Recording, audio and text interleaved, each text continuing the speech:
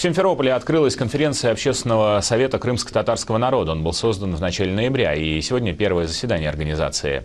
Главный вопрос – участие крымских татар в государственном управлении полуостровом. Репортаж Ольги Армяковой. Конференция Совета крымско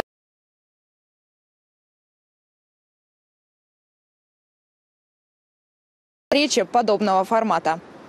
Совет хоть и не имеет официального статуса, но именно это собрание сейчас наиболее авторитетно для коренного народа республики. На повестке дня сразу несколько вопросов, но все они призваны решить основную задачу – продолжить процесс единения крымских татар.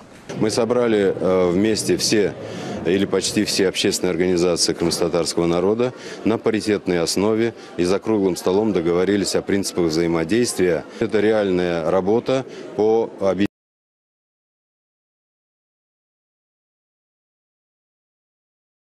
с властью нового субъекта Российской Федерации.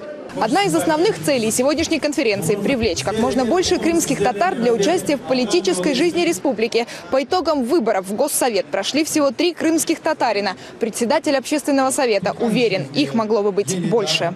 Большое спасибо президенту реабилитации. Первый шаг. Основные вызовы перед крымскими татарами стоят, чтобы мы абсолютно все работали.